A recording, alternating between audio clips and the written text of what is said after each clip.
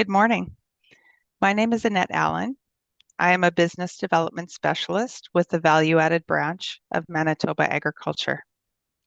Welcome to the second installment of the Getting into Retail webinar series hosted by Manitoba Agriculture.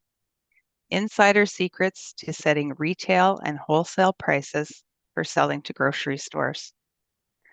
We would like to start the webinar by recognizing that Manitoba is on the treaty territories and ancestral lands of the Anishinaabe, Anishinaabe, Dakota Oyate, the Nessalan, and the Hethouk peoples.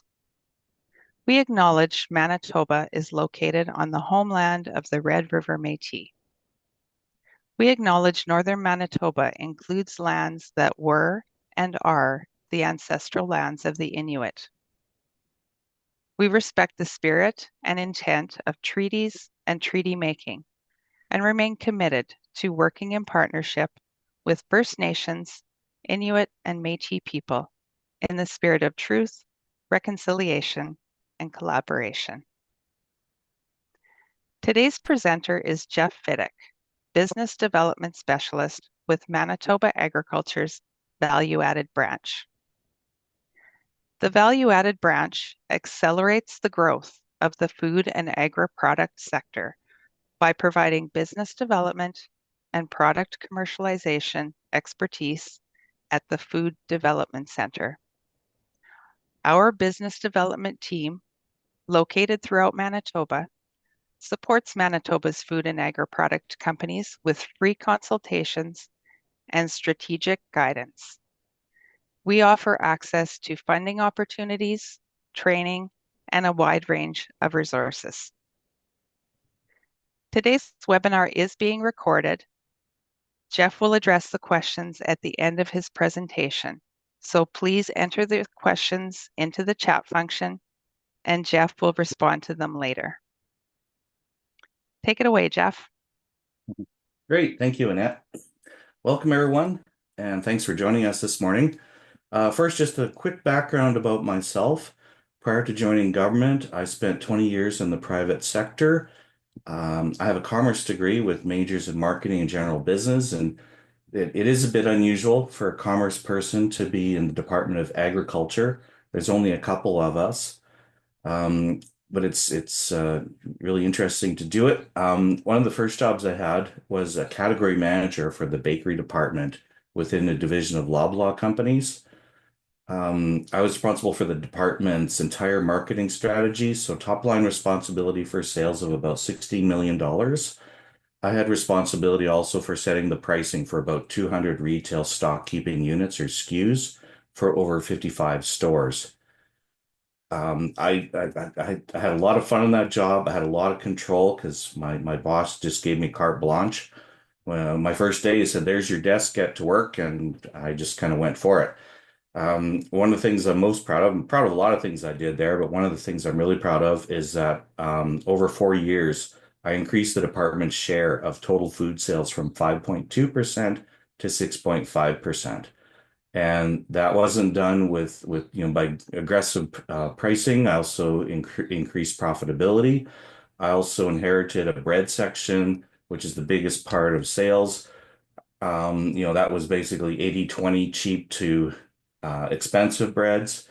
Flipped it around to being 40/60 cheap to expensive. So just some of the ideas, just to give you some context as to who I am and the experience that I've had. All right. The plan for our time together is want to talk about setting price for farmers market, calculating your cost of goods, the distinction between margin and markup, setting selling prices for the trade. So that'd be for wholesalers and retailers. A little bit about pricing strategy, then you'll have a chance to ask your questions. All right. So first thing, setting selling price for a farmer's market. Are you ready? Here it goes. Okay. Basically cost of goods sold, COGS, times the number 3.99 equals the retail selling price. So this formula is saying that for every dollar of your cost of goods, you need to charge your customers $3.99. So as an example, let's say your product cost is $1.57. We'll get into the detail in a second about what's included in that. So you calculate your retail for a farmer's market by going $1.57 times the factor of 3.99. You get a retail of $6.26. Kind of a weird number, so you'd probably round it up to 6.29 or 6.49.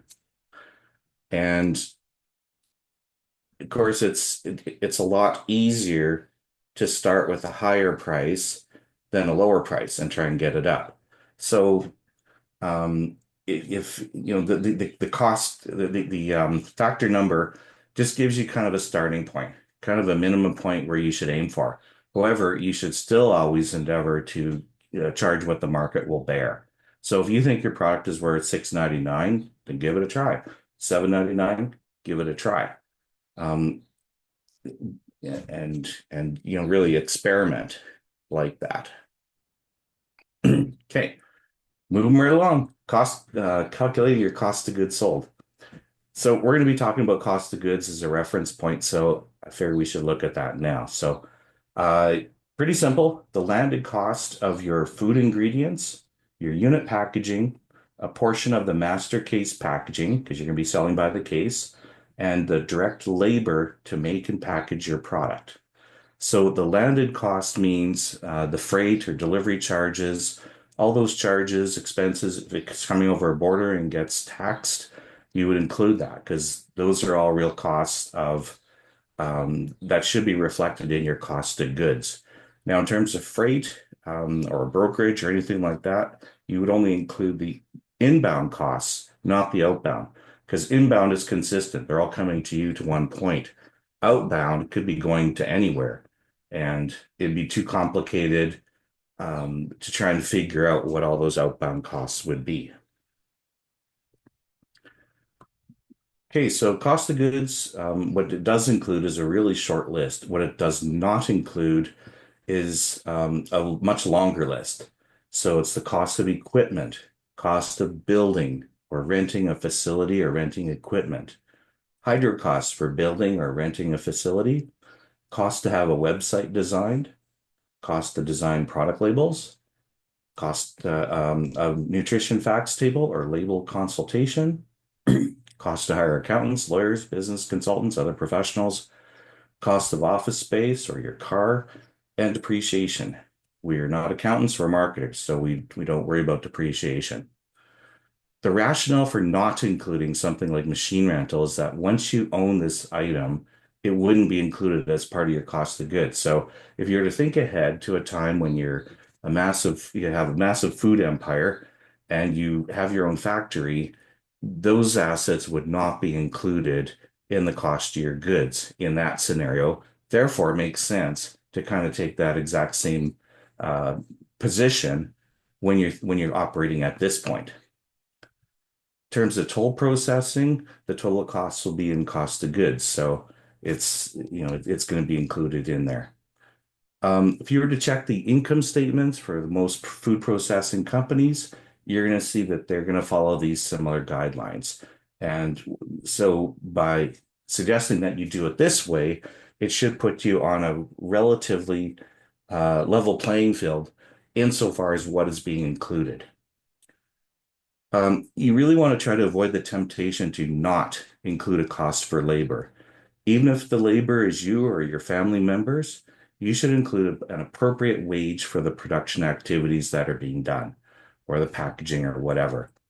Even if you're not currently paying it out, but you've got people doing the work, you want to put it in there as a placeholder so that you're not working for free. And as I like to call it, to plan for your future success when you're going to be busy managing your food empire and you're going to need to pay others to build your product for you. You want to pay yourself. You want to include a cost of labor that's going to put you on the track to your enterprise being a real business. So I work with grant programs, and I know from working with lenders that if you are paying yourself, it elevates your enterprise to a business from a hobby. Grantors or lenders don't really like to be interested in funding a person's hobby. So by doing your costing right, it helps prove yourself to those people. Before you look at pricing, one more item we need to address is the distinction between margin and markup. At the end of our first webinar yesterday, we talked about the 11 things you need to sell to retailers. I encourage you to learn retailer or grocery industry jargon, and you should have received that from us this morning. I think there was a link in the information we sent you. So please be sure to check that out. One of the most important things you need to discern between is gross margin versus markup.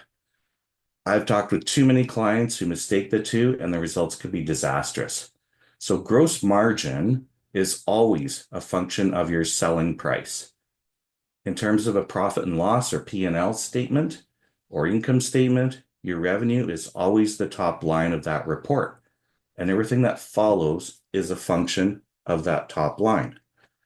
So just in terms of a visual for that, you've got your revenue or sales, minus your cost of goods sold, COGS, you get gross profit. So if it's a dollar amount, it's a gross profit.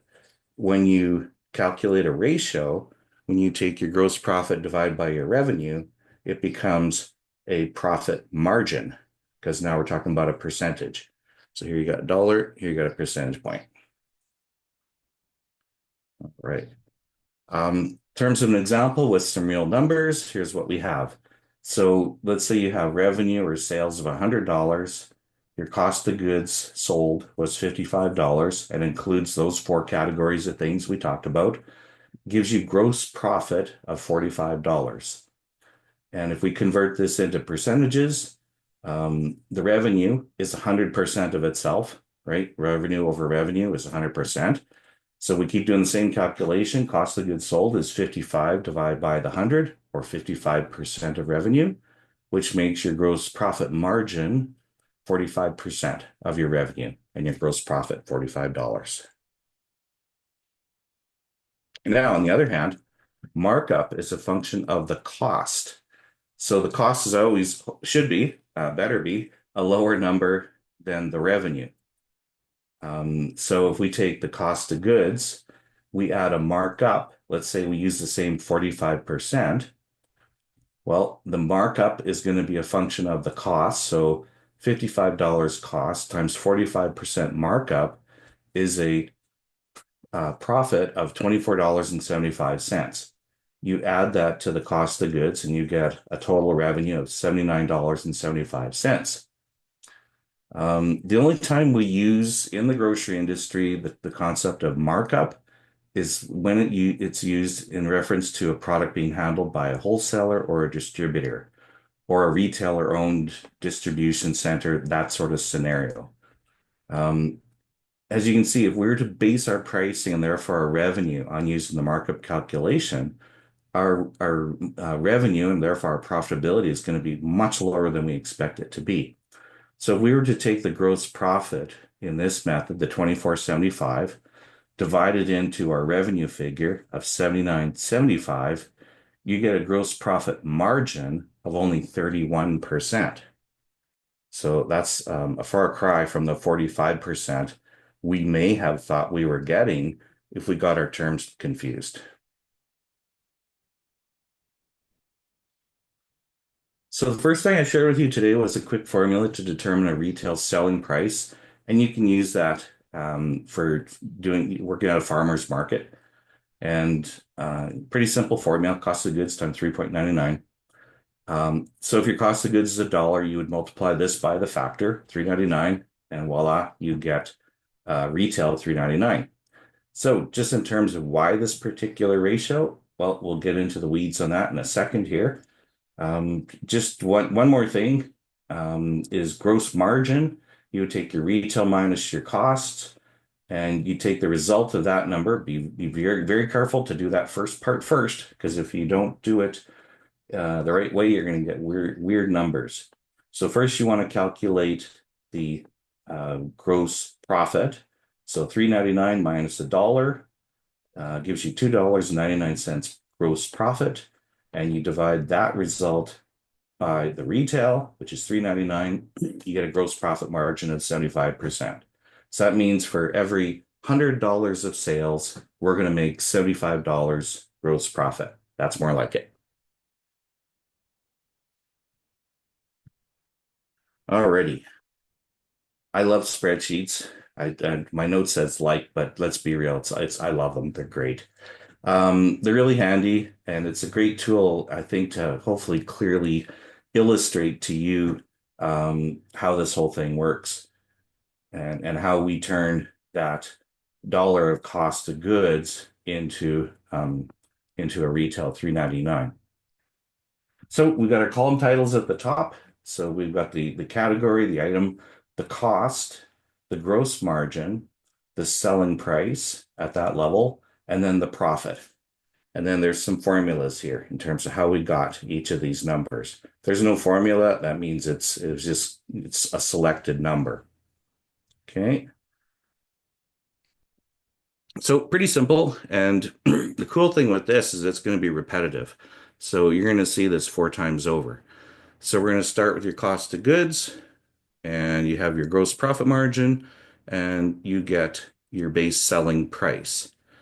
And it's really simple in terms of figuring this out. You just take, and you can do this for any situation where if you know what your cost is and you know what kind of profit margin you want, it's a really simple formula. You take the cost divided by 1 minus the target gross profit, and you get yourself your selling price. So we do the math, we get 1 divided by 0.55, and your base selling price is $1.82. Hope everyone's okay with me bouncing between percentage points and decimals. Hopefully we all know that they're pretty much the same thing. So 45% is 45 100ths. So you go 45 divided by 100 is 0.45. So, okay. So before we get on to the next part of the chart, I want to talk to you about something called channel partners. So channel partners are those individuals, agencies, institutions, or businesses that assist you in moving your products along the supply chain and ultimately into the hands of your retail customers or consumers, as we may call them. So these include sales agents, brokers, in-store demonstration staff, distributors, wholesalers, retailer-owned warehouses or distribution centers, and most importantly, retailers. They are arranged here in a circle because it is a continuous process wherein the sales agents or brokers, they engage with the entities in the rest of the chain, and it continues. So those are very important people that we work with. Sometimes the relationship is such that they work for us, and we're their customer. So we may be the customer of a sales agent or a broker, and then other ones may be our customers. So a distributor is our customer, a wholesaler is our customer, retailer owned DC is our customer, and of course a retailer is our customer. All right. Another thing I want to introduce to you at this time is the concept of something called marketing programs. They go by various names depending upon the chain retailer you might be working with. They're basically all different names for the same things that you won't be subject to. Good news when you're starting out with the corporate retailers, especially when you're accessing their stores via their local programs. But as you scale, they may encourage you to contribute to their marketing programs. So overall, the marketing programs may be referred to as inside monies, program monies, over and above funds or O&A funds. And that's just kind of a blanket term or an umbrella term for anything that could be called specifically cooperative marketing allowance. That has nothing to do with the co-op stores specifically. It means cooperative, as in you're going to contribute to a retailer's marketing program to help sell your product. So it might be contributing to flyer promotions or in-store promotions or something like that. That's not for the cost reduction, but that's actually for the exposure in terms of the flyers that you might see here. It might be in the form of a freight allowance. It might be in the form of an AVR, annual volume rebate, which is an incentive for the retailer to buy more volume from you. Another one is maybe called central billing allowance, which if you're, and all these are going to come into play when you're at the stage when you're actually shipping pallets of your goods to your retail partners' warehouses. That's when these things are going to become in play. Because then, like a central billing allowance, they may look for a 2% discount so that, for the privilege of just dropping your goods at their warehouse. Then they take care of all the distribution, all the order taking, all that sort of stuff. So, so that's something about that. Now, one thing is that these funds would be paid in addition to the gross profit margin the store makes off the retail shelf. And when you get through this exercise, you're going to see that at $3.99, your cost of goods $1, the retail is going to make $1.32, which is more than you're making. But before you smash your computer in disgust and get upset, I'll share with you that the net profit for most chain retailers is about 4%. So, despite these margins that they're making, despite these inside programs, they do have a lot of costs, and they're not really getting rich. 4% for most corporations, in terms of stocks, isn't exceptional. So, all right, back to our chart. So I'm just can I turn off myself here? Can I do that? Nope, that didn't work. Okay. Um, Alrighty. So I'm just going to turn my head here. Apologies for that, but it's easier to look at my other screen and you can see my arrow. So here's the first part of our chart here, where we started with our cost of goods, the margin, profit margin we want to make, and our selling price. So what you're going to see is we're going to go, here's a value, here's a value, here's a calculation. Now this, our selling price becomes the next person's cost. The next person in this situation right now is us, because this is kind of like setting up a savings account here for marketing funds. And this can be used for any variety of things. Like for instance, I've lumped it just together just for simplicity. But one thing you may want to look at doing is to hire a sales agent or a broker. And the standard cost in our industry for that is 5% commission on the landed cost of goods. So that leaves another 10 percentage points, which are, you can use for other marketing purposes. You can use that for giving price discounts. You can use it for hiring in-store demonstration staff, free samples, all that sort of stuff. So we start with this base selling price. Let's say we add 15%. So that's the 5% commission, another 10% for other marketing expense incidentals. So we get a net selling price of $2.14. So we've allocated a total of 32 cents for marketing funds. So, like I say, right now, we're not necessarily paying that out. You're the salesperson, you're all the marketing. None of those other things I mentioned are in play as yet. So right now, you've got 82 cents and 32 cents that are profit. Now, if we add the next part of the chart, now you'll see that the selling price, the net selling price becomes the cost for the next part of the chain, who is the wholesaler. So this might be a wholesaler, distributor. It could be a retailer-owned distribution center. Typically, the gross profit margin required for a wholesaler is 20%. And we're sticking with gross margin here. And 20, you do the calculation, you take the net selling price divided by 1 minus whatever this percentage is. In this case, it's 20%. So net $2.14 divided by zero point 0.8 gives you a wholesale selling price of 267. So this is what we expect our wholesale channel partner to sell our product to a retailer for. I'm putting everything in each here because it's more meaningful in terms of, an actual physical product you can put your mind around. Obviously, you're going to be selling by the case, so then these are going to be multiplied by, whatever you put into your case.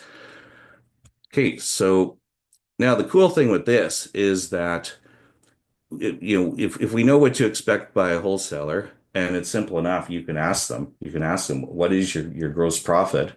And they should tell you no reason why they shouldn't, because you want to make sure that your pricing makes sense once it gets to the retailer. So let's add the next piece here. And now we're finally at the last member of the channel here. So now the wholesaler's selling price moves over here to the cost column. So the retailer's cost is 267. Let's say they're looking for typically it's between 30 and 35 points on average for most center store or grocery aisle type products. A lot of times that can also be the case for ready to go food products that are sold to the perimeters. So that could be bakery, meat, seafood, deli, those kind of departments. So let's just put it in the middle, 33% retailer gross margin. So every one of these is exactly identical. So you take the retailer cost. I'm just calling it different names here, but really it's the wholesaler's selling price now becomes the retailer cost. Let's say we expect they want a 33% gross profit margin. We take the retailer cost divided by 1 minus this margin, or 0.67. And look at that. We get the retail selling price, suggested retail selling price of $3.99. By law, a manufacturer is not allowed to tell a retailer what they must charge for something. However, we can set our pricing such that if everyone does as we expect, then it's going to land right where we would like it to be. Alrighty.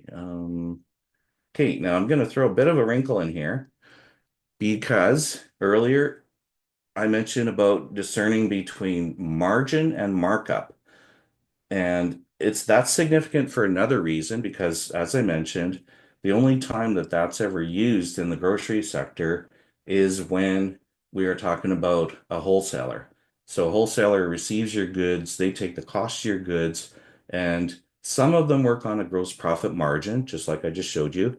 Others, many, will work on a upcharge basis. So they'll add a markup to it. It's not called a markup. The industry term is an upcharge. So just to illustrate for you, so now I've got a different header color here just to alert you to the fact this is different. So now I've changed this one field from margin to upcharge. So we start with the same net selling price as we had before. Now, since it's a function of cost, they're going to charge a higher upcharge. So whereas they could make 20% profit margin, they need to add 25% as an upcharge. And look at that, it works out to the same selling price. And just to show you the math on that here, here's your 25% upcharge. So a dollar times 25% is 25 cents. The sum is $1.25. 20% gross margin, here's the calculation for that, dollar divided by 0.8, and you get $1.25. So there you go. It's the same thing. Okay. So just for consistency, simplicity, I've reverted back to everything just being a gross margin, just so we don't have to get, tied up with that. We'll be sending you both versions of this chart, and you can play with it from there. So just to show you how this works is you can basically change the yellow highlighted box. Any charts you get from us, the place where you can enter your information is typically a nice bright yellow highlighted box. So let's say your cost of goods is $1.50. So that's the cost of those four things we mentioned. And you can change this. You can also change these percentages, but everything else is automatically calculated for you.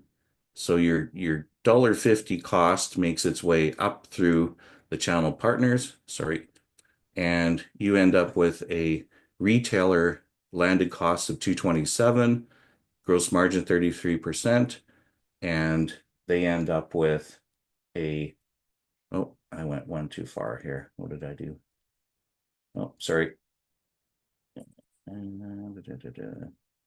There, that's where I want to be. My apologies. Yeah, so we're just think we're in the right spot now. So yeah, here, your landed cost for the retailer is $4.01, and they're going to charge 33%, so they selling for $5.99, and they're making $1.98. The wholesaler is making 80 cents. The marketing funds are 48 cents, and your gross profit is $1.23 in this example. Just a note too, sorry, is in regards to costing, don't worry about rounding. If it works out to $4.01, you charge for, sorry, here. I have a helper. My apologies. Let me get back to where we were here. Alrighty. Yes, here. Sorry about that. Um, don't worry about rounding. Like 401 seems like a silly price, but that penny is meaningful, because if you have 12 units in a case, that's another 12 cents. 24 units in a case, that's another 24 cents profit. You don't want to just throw that away because you like even numbers. Um, I prefer odd numbers, especially for wholesale values. And also, too, it's weird values give more credibility. So when you're talking about wholesale prices, weird numbers are great. For consumers, we always round them up. That's what's expected. And I know from testing, there's no point in leaving pennies on the table by charging 5.89 for something. People pretty much concatenate the price at five. So they're going to say, oh, this is $5. So you might as well, take as many pennies as you can. All right, getting back on track here. So yeah, I mentioned that all the yellow fields here are variable and that you can change them. And of course, I expect that one of the things you may be thinking is, why would I voluntarily inflate our price by 15%? Because that's adding another 32 cents a cost, which, as I've stressed, is multiplied by about four times when it gets to the retail. So if we were to take that out, let's just focus in on that. We knock this down to zero. So now everything else is the same. The calculations make their way up the process here. And look at that. We could charge $3.39. Now, of course, the question is that's what it works out for the cost, but is that the right everyday price for this product? Um, and of course you want to look at what will the market bear. Is that too low? Even, like, do you really need to go that low? So in terms of, if you want to do some promo activity here, because really an everyday lower price is nice, but you still need to do some sort of price action in order to motivate customers. Like, you get that nice little yellow tag on the shelf in order to motivate customers to buy it. So you still got to do some feature pricing. So if, let's say, like, so you're at 339, going to 319 isn't going to accomplish anything. You pretty well have to go to 299.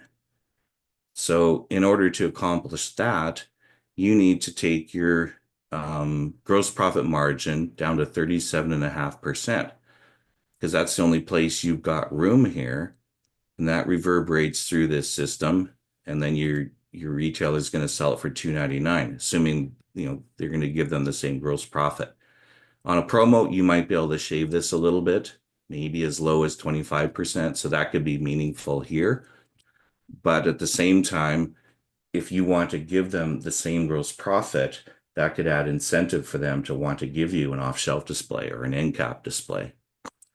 So we went from having, let's see, we went from having gross profit, assuming you're doing your own distribution at this point, if you're selling direct store delivery, you have 53 cents, 32 cents, and 82 cents, or $1.67 of gross profit to work with, all the way down to um, a dollar if we were to knock out this 15%. So, and the thing too is, like I said, that 15%, that could be someone's commission to hire yourself sales assistants to go out and represent yourself. And it could also be used for demo support, free samples. Another thing we'll talk about when we get into the promotion of things in one of the future sessions is the idea of using your product as a pricing or costing tool. And, so that can get averaged in there. So then it's not just, losing your money. And the thing too, I'm a strong advocate for is maintaining this margin as much as you can. You really want to try to avoid eroding that because there's going to be enough things that are going to erode it for you without you controlling it. Whether that's costing being a little high, whether if the labor comes in, you need more labor for some time. Maybe your ingredients are starting to inflate a bit. So there's going to be enough forces working to erode that margin that you don't need to be one of the things eroding it. So I do encourage you to use that buffer. All right, so we made it through the spreadsheets. Big celebration there. Hopefully you enjoyed that as much as I did. Okay. Um, so yeah, we'll provide this to you. And just for your information, when I was putting this together, um, this is actually something new that I did in terms of presenting it this way. Had this epiphany. You're too helpful before, so had this epiphany in terms of a better way to present it, and I hope that works for you in terms of the logic of it.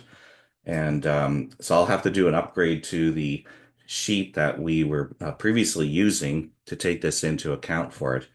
But I think it'll be helpful for you. Okay, a little bit more here. We're going to move on. So the exercise we just did provides us with what, in my opinion, is the minimum everyday price we should go to market with. And of course, you want to be taking the perspective of what is the most I can get for my product and not what is the least I would take for my product. And of course, a responsible marketer always wants to charge a premium price for your products. You really want to avoid being commoditized.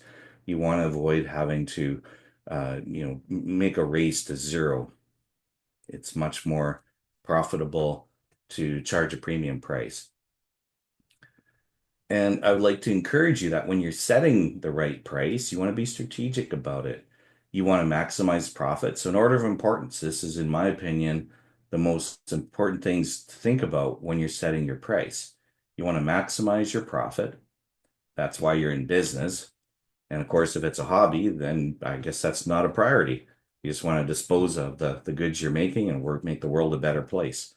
But if you want to make the world a better place and make money in the same time, you want to maximize profit because then it's sustainable. You want to position the product insofar as the price quality. And it just makes sense that if you have a quality product, that it should command a premium price. If it's a quality product and it's cheap, then it makes consumers suspicious because they say, well, that doesn't look right. That should be more money. And they kind of go, well, what's wrong with it?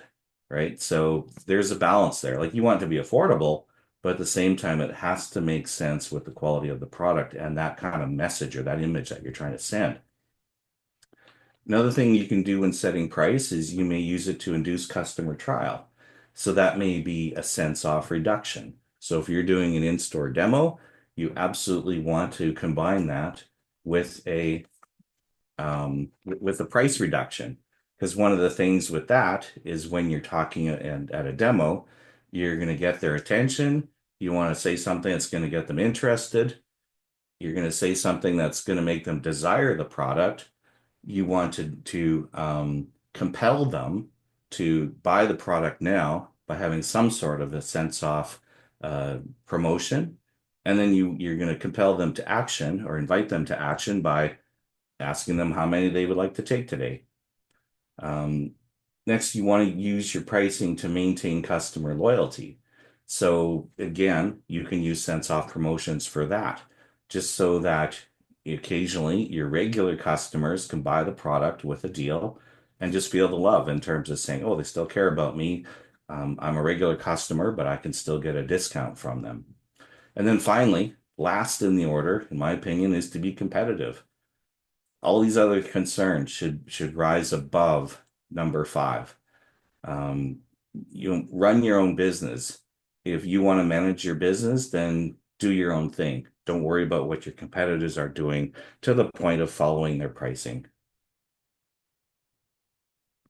In terms of finding the right price, as I mentioned in the first session, farmers markets are a wonderful place to test different price points. You want to determine what the market will bear. So we can use the cost of goods times 3.99 to get a sense as to, okay, where's a starting point? But beyond that, maybe the price is going to be a lot higher than that. So you want to test different prices, and you can do it on a promotional basis. So just so you're not committing to it, and it doesn't necessarily reek of desperation. One thing I encourage you to do too is at a farmer's market is gather your sales data. And it's something when we're talking about in our fifth session, we talk about how to reply when when a customer says no. Um, that's one of the things you're going to use as a reply. You may present your product to a grocer and they say, "Oh, that's too high. My customers can't afford that." And you're going to say, "I agree with you. It's higher than I would like it to be. However, I've been selling 50 units every Saturday at the farmer's market for that same price." It's like, "Oh, wow, that's 50 units a day. That's really impressive. Maybe I should think about listing it." So that's how that conversation could go. Also, too, is if you are testing lower prices on a promo, ultimately maybe that can become the regular price if you figure that's the sweet spot for your product. I think another thing you should keep in mind too is that not everyone has to be your customer. Um, your product, your pricing scheme, your story doesn't necessarily fit with everyone else. But so long as you've got a decent size of a customer base, decent number of people who are willing to pay what you need to get for your product, then focus on those people. That's, I think, something very important to keep in mind. I picked this slide here because the man is contemplating, and I'm thinking, you know what? If there was an in-store demo for the product category this fellow's looking for, maybe it'd help him make a decision, right? Because if there's someone demonstrating something, he can try it, he can taste it, and now it's like, well, I liked it. It's on sale today. Here we go. I just made my decision. Thanks for your help. Um, and as I mentioned at the top of this, I have had a lot of experience with setting prices. I used to run tons of experiments in terms of merchandising, whether on shelf, whether on table displays. I would ratchet prices up and down. I found that creating confusion was really helpful in removing price sensitivity from commoditized products.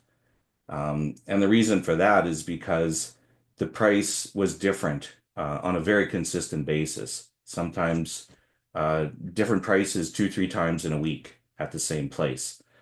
And the thing with that accomplishes is that people reach a point wherein it's this one day and that another day, but ultimately they know they would like the product, they want the product, and it doesn't really matter to them if it's 10 cents, 20 cents, or whatever, higher or lower. It's $3 and whatever kind of a thing. Or like I say, they'll concatenate it, the pennies, and they'll say it's $3. So from my experience, like I say, you're better off having a slightly higher price every day and then use your promos or features to drive customer trial and stocking up. And like I say, you can also reward your regular customers. This is called a high-low pricing strategy, and basically it aligns with many of the major chain retailers. So Sobeys, Safeway, Save-On, Co-op, all of those chains run a high-low pricing strategy. And you can see that because when you look at their flyers, they've got what they call hot prices on various items, and that's to bring you into the store. So, yes, they do get deals from their vendors, but at the same time, they're also probably taking a slightly lower margin on those products to try and get you to buy those items, bring you into the store so that you're going to buy that item plus whatever else you might find. And as you're walking the stores, walk up and down the aisles, and you're going to notice it's peppered with these beautiful bright yellow tags. And I don't know about you, but I know that certainly brings me in. If there's a section that's got nothing but a couple yellow tags on it, I will focus in on that product in that category, and I go, oh, do I need that? Yeah, I think I probably should. I think I might. I probably do. So I'll go ahead and shop that promotion. There's also two different kinds of pricing you can do. You can do like a weekly special, which tends to be a little more aggressive pricing, a little more deeper discount. And then you can also do one, retailers have different names for it, but ultimately what it is typically about a 5% reduction in the retail price, and they will run for a longer period of time. It may run for 2 weeks, it may run for up to a month. And the thing is you still get that bright yellow tag on it. It still brings attention to your product, but you're not giving as much of a discount. So kind of a couple options for you there too. Another thing too with the price reductions and having those features is it provides you a justification to ask for off-shelf display space. You're probably not going to get off-shelf or bunk end display space if it's just regular price. Why? Like those are sacred spots, and typically those are reserved for an item that has potential to move a lot, and consumers expect it to be on some sort of a deal. They're not always are on a deal, but they expect that. So if you have a promo, that helps. Also, too, if you're doing any sort of in-store sampling, you must absolutely offer a price promotion with it. Consumers expect it. Like I say, they're waiting for that compel piece in your sales pitch to them when you're talking to them. Yes, you have to talk to them. Um, and also, too, is that's going to really enrich your offer to retailers insofar as I'm doing sampling, I'm offering a promo. This is going to be big. I'm expecting a 3 times lift in our sales or a 5 times lift in our sales. So I need a big display right by this demo station. Let's take a look in the store and see where we can set this up. That kind of a thing. So there you have it. That was our talk about pricing and costing. And I'll invite your questions now. And there's a bunch of different ways here that you can reach out to us. So that was pretty thorough. So I do try I don't have any questions, Annette. Yes, we do have some questions, Jeff. Oh, look at us. Okay. First question. We have been selling out at almost every market and expo we've been to. However, whenever we try to contact or get into direct contact with stores like Costco or Walmart, they are either do not answer back or we can't get into direct contact with the big box stores. Our product is one of a kind, so what would you suggest on getting into Costco and how to stay in Costco? Much appreciated. You bet. My advice is, well, first of all, I guess I would put the question out there of, so you've already saturated the market with Safeway, Sobeys, Save-On, Co-op, and all the independent stores. So now you're ready to move to Costco or Walmart. And if the answer is no, then my advice is you need to set your sights more realistically, and you need to focus on the retailers that are actually actively working to embrace vendors like yourself. Um, you must be a Costco shopper, I assume, so you've walked the stores. You should notice then that each slot is a pallet, and there's typically one SKU per category. Now, exception there is, let's say, the breakfast cereals. They've got what, maybe 4 SKUs of breakfast cereals, one pallet per. Other things like sauces, there's one brand of sauce. And it's, it's going to be a company that's got a lot of capacity, and it's a company that is a leader in their category. And that's what it takes to get into the likes of a Costco. Walmart is another tough one because they're not necessarily leaders. I would lump them in with Superstore. Superstore is not a leader, they're a follower.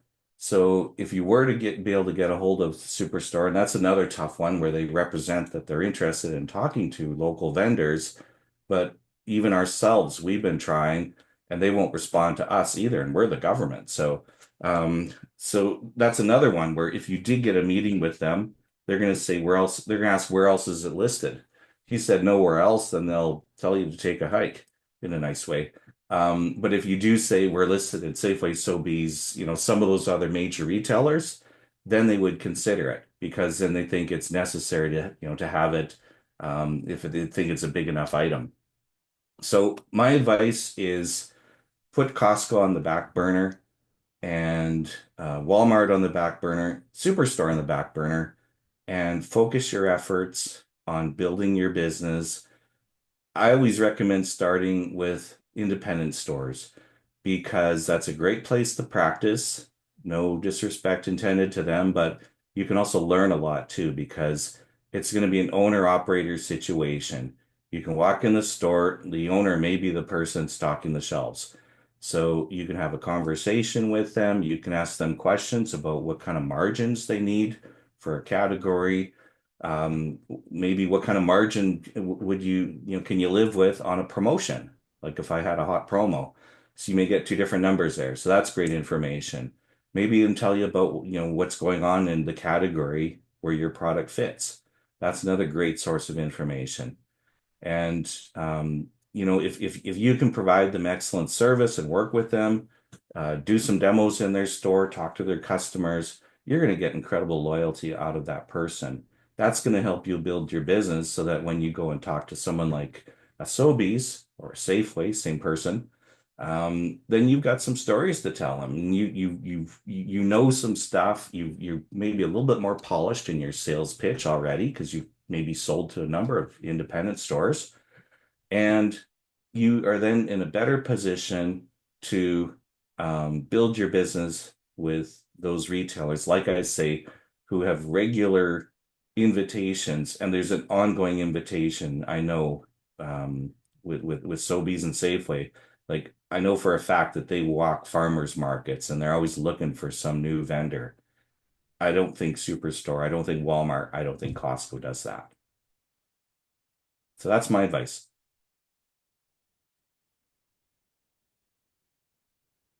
Thank you, Jeff. Did that clear off like 20 questions now? We have quite a few to go through here, Sure, so no problem, no we'll problem. keep plugging away. I'm just kidding. Next question. Jeff, I'm somewhat concerned when a customer retailer tells me they want to obtain a 30% margin or profit. They calculate their margin on the sales price, i.e., on the price they sell the product for. As an example, if the retail price is $6.49 and the wholesale price is $4.50, the actual profit is $1.99. If the margin was calculated on the retailer's cost, $4.50, the margin would be 44%. The Okay. retailer likes to calculate margin on sales price. They don't like to. That's the 649 proper for a way to margin do of it. 31%. Which method is normal? That was a long one. Well, well, we just went through that, Yeah. and you're going to get the slide deck. You can review the presentation. What you're doing is wrong. That's not a margin. That's a markup you're calculating. So what you're doing is you're saying if they were to base it on cost, they need a markup of what do you say, 40 some percent, to get to the selling price of 649.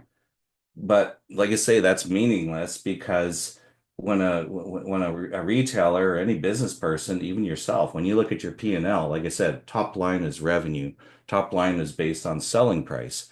So it is the normal, proper way for everybody. You should do this too, to base your margin expectation on that selling price. So if they're buying it for 450, selling it for 649, the gross dollars, as you know, is $1.99. That divided by 649 is 30.7%, which is perfectly acceptable and is not greedy at all. Okay, next question. Is it possible to get blank charts like this so we can play around with our own products to figure out pricing? Absolutely. Yep. We'll be sending that out either later today or probably tomorrow. So yeah, anything that we referenced in this presentation as a tool for you, we'll be sending you. Also, too, is if you were to visit Manitoba Agriculture's website, we can send you a link for that. We've we've got it in two ways. We've got it organized by progress of your business, and we've also got it organized by topic. On the one organized by topic, there's a marketing section, and we actually have a very fulsome spreadsheet that includes very detailed costing formats for setting up your cost of goods. And we've also got a fairly thorough way of, entering information and setting up the retail pricing and doing forecasting and all that. So that's the heavy version, and we've got other webinars that you can watch, listen to, that walk you through step by step how to use those charts. And then the one that we went through today, we'll be sending that one out right away as well. So absolutely, you're most encouraged to play with the numbers yourself and figure out your own plans. How do you know which margin the retailers will want? It seems it varies per product we have as well. Sure. It's tough to know. It's tough to read their minds. Like I say, especially if they're varying it by product, I guess I'd say, well, what's different from one product to the next? Is it the fact that one product is put on the shelf, just at room temperature, or and another one needs to be in a refrigerated cooler, or another one needs to be in a freezer? There is incremental cost to that, so perhaps they're looking at it in that fashion. Um, I would try asking them. And now again, if you're talking to a store manager, even at like a chain retailer like Sobeys, then they may be able to tell you, they may be able to shed some light on that. If they can't or won't, then I suggest talking to an independent retailer because they may not blurt it out in your first meeting, but if over a couple of meetings, you may be able to build a relationship with them and then get them to help you with that. An approach I've always taken with people, people like a customer or a client like that, is I represent that I know less than I really do. Because if people sense you're kind of harmless, then they are more apt to take you under the wing and help you. And really, it's not false to represent that, you're maybe you're new at this and you're trying to figure out why they need this much for this product and this much for another product. Now, one thing is, if let's say you have a line of products and you've got, let's say, three types of chocolate chip cookies, and one of them costs you more because there's more chocolate, there's more cocoa, etc. And you may have three costs for your product. So they may simply just say, well, based on your costs, one of them needs to be 349, one is 369, and one is 399. If that's the case, and for any line like that, I would suggest is you can take an average of the cost of those products, do a weighted average based on the sales volume of each one, and come up with an average cost. It may not be the accurate cost for everyone, but you want to sell them for the same cost, your cost, same selling price, so that the retailer can then say they can do what's called line pricing. Now they can just sell all of them for 399, let's say. So that's another answer.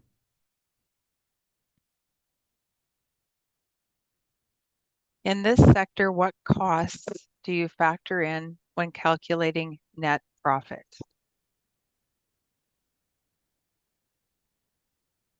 Well, in terms of a basic contribution analysis, it's called. That's what a marketer uses. And that's where we don't get into all the depreciation stuff. You want to know the actual numbers of stuff. You're going to take your gross profit minus your cost of sales, you get a contribution margin, then you're going to take off your fixed costs.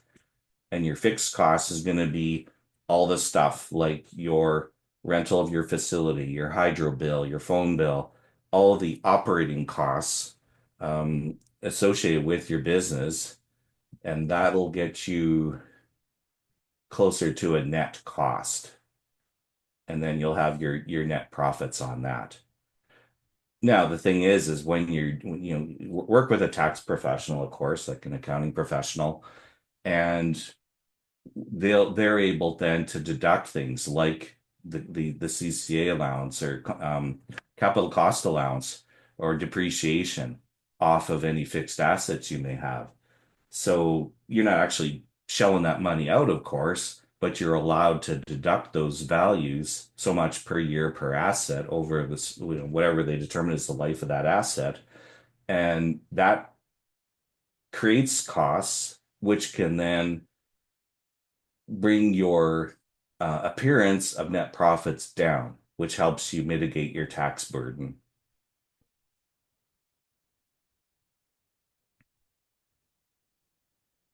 Okay. Is there a calculation to reverse engineer these numbers? So you can start with what you want your retail price to be and work Mhm. backwards to figure out what you need to get your cost of goods sold to make that work.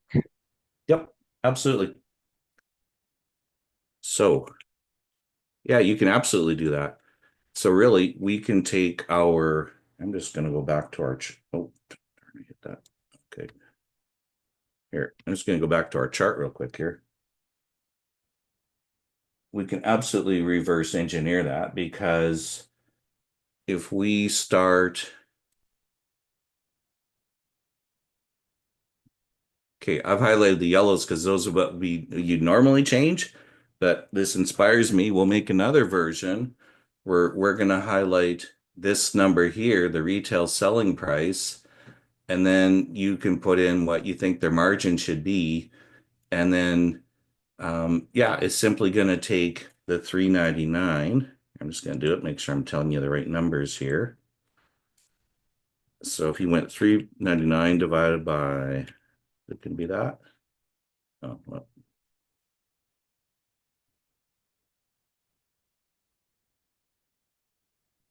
I think it's just going to be times that. Darn, why I keep doing that? Sorry, forgetting it here. Yeah. Um, okay, yeah. So I'll set this up in the sheet so everyone can benefit from this. But basically, if you were to take 399, that's what you want to sell it for. You know that your retailer needs 33%. You multiply 399 times 33%. That gives you $1.32, which is the profit. So now you take 399 minus $1.32 gives you $2.67. So then this is calculated. And really what it can do is then now this number is going to pull from here and it's going to say, okay, well, if they need a 20% gross, then it'll calculate the profit they need, take off the profit, and get what their cost needs to be. So you can absolutely reverse engineer it. And like I say, I'll make a note to add that feature because it is kind of cool. I do have a feature right now in the old version of this, and what it is essentially if you were to do your numbers and you end up with a price where it's like 407, and it's like, well, you don't want to charge 409. That's not a good price. So what do the numbers need to be then to get it down to 399? So I do have a version of this where you can type in what your desired price is, and then it will reverse engineer all the numbers and tell you what the wholesale costs need to be along the way and the effect that that might have on your margin. So yeah, you can do all sorts of stuff with numbers on a spreadsheet. That's why I love them. Next. Next question. Is there a suggested range percent of profit to be used for either growth or debt repayment for capital investments of equipment, etc.? or is this a question for an accountant? Yeah, I'd ask your accountant. Insofar as this exercise, um, we do have a workshop where, and we could send it to you, where we do get into the detail of figuring out break even points. And essentially, what's involved with break even is if you do this exercise and you figure out what is your gross profit going to be, and your gross profit margin, then you would take your fixed costs and you're going to include, so that could be all the monthly costs for your asset repays payments, and you're also going to include a profit target. So let's say you want to make $2,000 a month from this business. So you would include the $2,000 a month as part of your monthly fixed costs. Then you use that sum number to determine what your break even point is.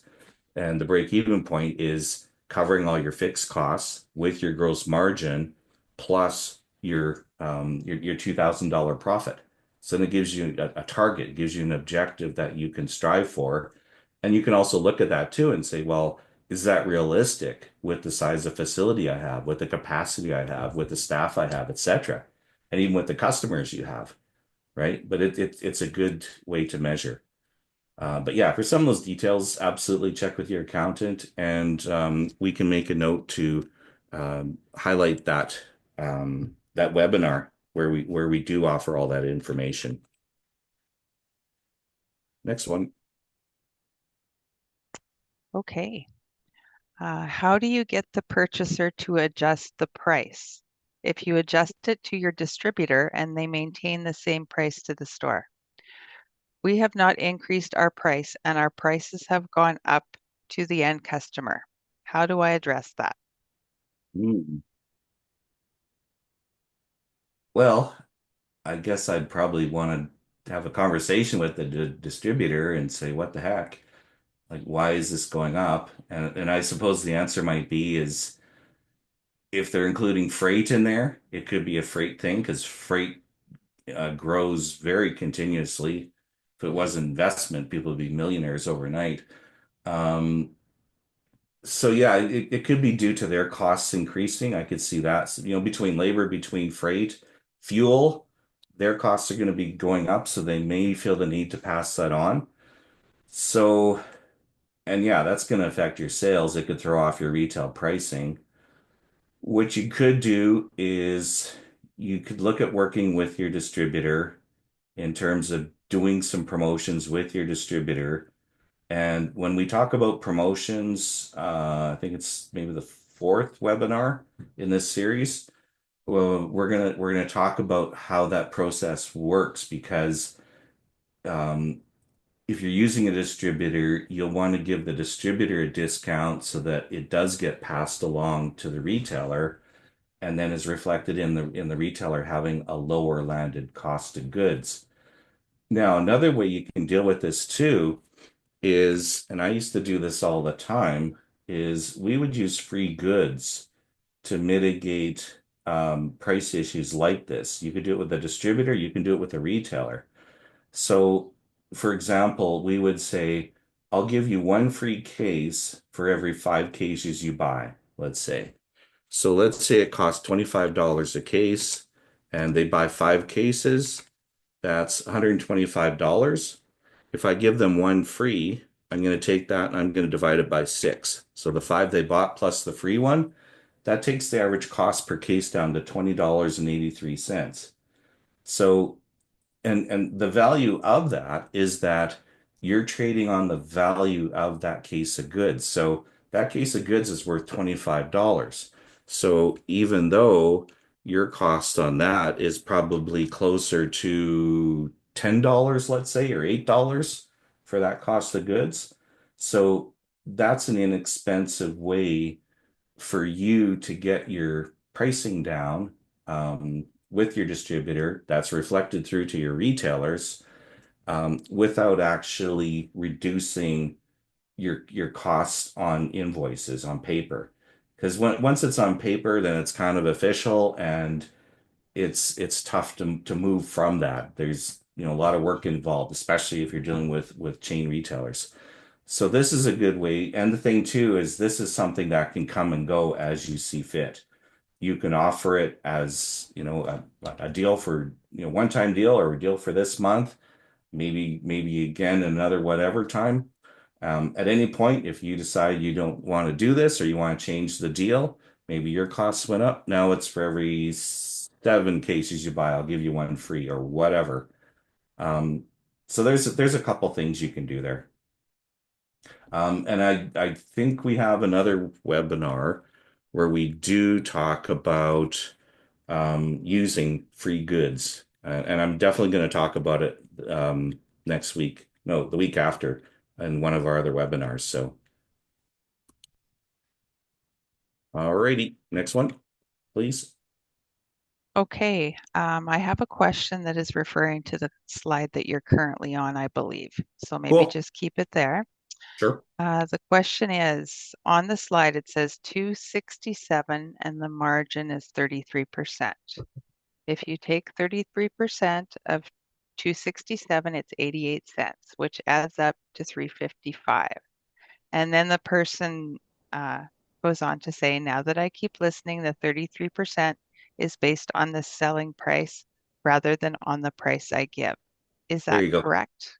You got it, Pontiac. Yep, that is Excellent. absolutely correct. Yep. It's a matter of, and each one of these is like a little block.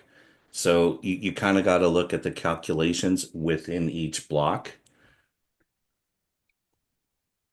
So yes, Okay, you got it great. figured out. Thanks. Great. Thanks for the confirmation, Jeff. You're very We welcome. might not get through all of these, but I'll try and power through a few more. Sure. What do you think about the high listing fees seen in places like Shoppers? I've seen as high as $31,000 per SKU to list your product. Is this ever worth it? And are there ways around it? Yeah. Um, that's really high. I'm not sure if it's worth it. I suspect that's going to be for all of their stores, and I can't remember how many stores they have, but probably 1,000 across the country. I'm just throwing a number out there. So you do get a lot of that. But the problem with that though is like, okay, well, it's lovely to get a listing, and I assume they might push it out to the store. So they might push a case out to every store. Then what happens? Like you either need some boots on the ground to service every region in the country where your goods are getting pushed out to make sure it gets on the store, make sure the signage is up, make sure it's in the right section. Usually it's done with the planograms reset. Um, and just having it out there, that's only part of the cost. It only begins at the $31,000 listing fee. It's like I say, you're either going to have boots on the ground in some fashion, either your own people or hire a merchandising service. Um, how are they going to be reordering? Are we looking at doing any other promotions? That's going to cost you too, if because again, you're going to need channel partners to do that work for you. And yeah, I guess you really got to consider is this worth it? What am I thinking about the sales volume? Um, the way around it, and I know this has been done, well, this has been done with companies where they do have a head office, and I'll use the example of Federated Co-op. So they do have a head office in Saskatoon, and very approachable, awesome people there. But if you approach them there, it's kind of an all or nothing thing. It's like, sure, we'll list your product. We can put you in, I think the lowest was like 93 stores. Or if it qualifies for all, whatever, 200 stores or whatever it is. Um, and then you can negotiate with them as well in terms of listing fees. That's another thing to think about. Because it's certainly not necessarily based on the cost of things. Like there is a cost to them in terms of the work done at head office and all the planogram resets. But um, if you go to like someone like Federated Co-op, if you go to head office for any retailer, you're going to be talking about listing fees. If you were to go and talk to each store one-on-one, there are no listing fees. The only catch with that is you have to arrange your own distribution. So you either do direct store delivery, DSD, or you set up your, third party logistics or a distributor or something like that. That is a way around it. Um, like I say, another way around it is negotiate the listing fee. Another option is to ask, do I have to go all in, or can we do a test region? Where's your sweet spot? Maybe it's in province of British Columbia. So can we just do British Columbia and, let's make sure that we get our logistics and everything figured out for one region or one cohort of stores, even 10 stores in wherever your good region is, or do test it in Manitoba, especially Winnipeg. That's an excellent testing ground. Basically, people say if you can sell it in Winnipeg, you can sell it anywhere. So that's always been a great testing area. So that's that one. Sorry, I'm so long-winded. Well, I hate to be the person that cuts this off. It's a terrible job, but we decided that we would take as many questions as we could and go a little bit later, but we did decide to cut it off at 12:15, um, Okay. just in the essence of time and making the recording not too long to be viewed afterwards. Of course. But Yeah. thank you, Jeff, for sharing your valuable insights. It was another great Pleasure. day. And thank you all for your participation and insightful questions. Sincere apologies if we did not get to your question. However, I would like to remind you that you can reach out anytime by emailing us at mbagrafood@gov.mb.ca to get connected to one of our business development specialists. As well, we want to hear from you. You will receive a webinar evaluation after each webinar. We truly value your feedback and would appreciate hearing your thoughts by filling out and sending back the evaluation form. In closing, we hope that you will join us again tomorrow for our third webinar in the series, where we will delve into sell sheets, how to make a sell sheet for pitching your food products to grocery stores. Take care.